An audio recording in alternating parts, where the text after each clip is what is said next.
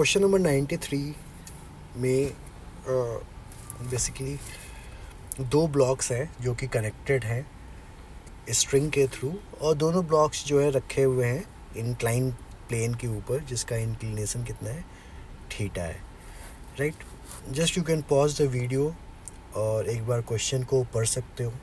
This is advance level problem from the book of Shashi Bhushan Tiwari, problem in physics for JEE advance, ठीक है। सो उसका laws of motion का question number 93 है ये। सो दो ब्लॉक्स कनेक्टेड है, दोनों ब्लॉक्स के ऊपर हमें फ्रिक्शन दे के रखा गया है। यहाँ पे फ्रिक्शन कोफिशिएंट कितना है, म्यू है। ये स्मूथ है, यहाँ पे कोई फ्रिक्शन नहीं लग रहा है, ठीक है। The surface is smooth. Block A का मास m है and difference in mass of two block is delta m, यानी कि इसका मास जो है m प्लस डेल्टा m भी हो सकता है या फिर m माइनस डेल्टा m भी हो सकता है, ठीक है।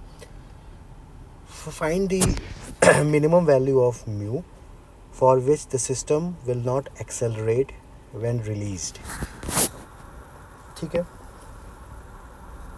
तो इसका मैं मास मान लेता हूँ, दिस इज़ m।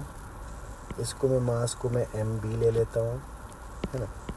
यहाँ पे कोफिशिएंट फ्रिक्शन है म्यू, इधर टेंशन T लगेगा, टेंशन T लगेगा।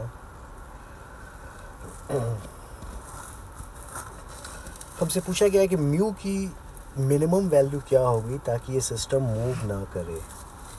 मान लेते हैं कि ये ब्लॉक नीचे के साइड आ रहा है, तो ऑब्वियसली ये वाला जो ब्लॉक है ऊपर की साइड मूव करेगा, है ना।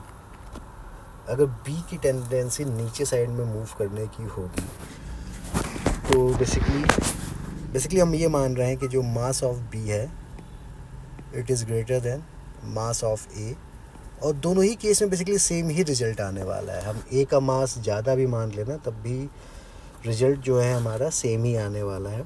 तो बेसिकली कॉन्सेप्ट को हम समझते हैं।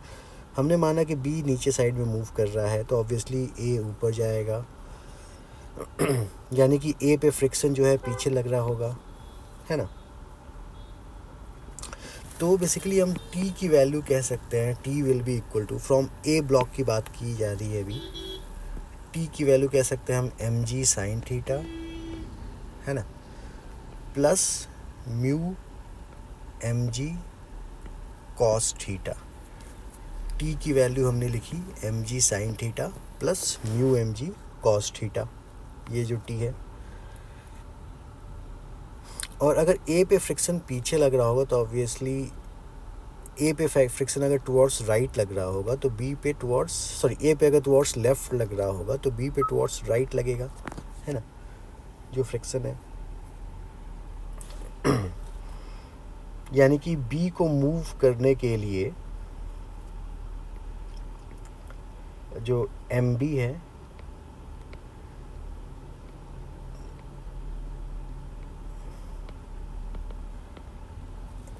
mass of B into gravity into sin theta, this should be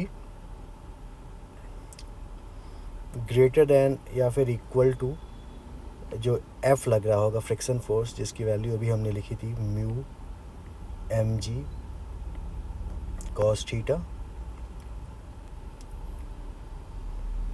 plus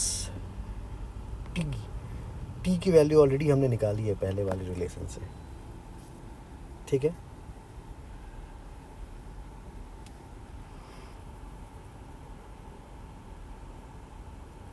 कितनी निकाली थी, mg sine theta plus mu mg, यानी कि 2 mu mg cos theta plus mg sine theta, ये हमारी वैल्यू आ जाएगी T की। अब इस साइन थीटा को अगर हम एक साथ लिखें तो हमें मिलेगा mb minus m into G sine theta, it is greater than और equal to 2 mu mg cos theta, यानी कि इसकी वैल्यू हमें दे रखी है डेल्टा m, है ना। तो हम लिख सकते हैं यहाँ से जो म्यू है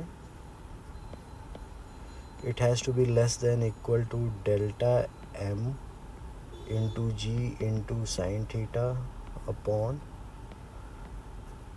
2mg cos theta, यानी कि mu should be less than equal to G will cancel out, हम लिख सकते हैं delta M by 2m into tan theta.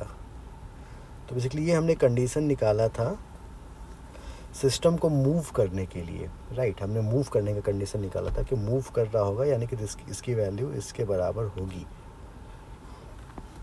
So for system to move mu should be less than this. हमसे पूछा गया है find the minimum value of mu for which system will not accelerate, यानी कि म्यू की value जो है उससे ज़्यादा होनी चाहिए सिस्टम को एक्सेलरेट करने के लिए, यानी कि delta M by 2m into tan theta. This will be our answer. Mu has to be greater than or equal to this value. तो अच्छा क्वेश्चन था, कॉन्सेप्चुअल था और सिंपल क्वेश्चन था। So just go through this problem, और कुछ doubts हो तो you can write in the comment box. Okay, thanks.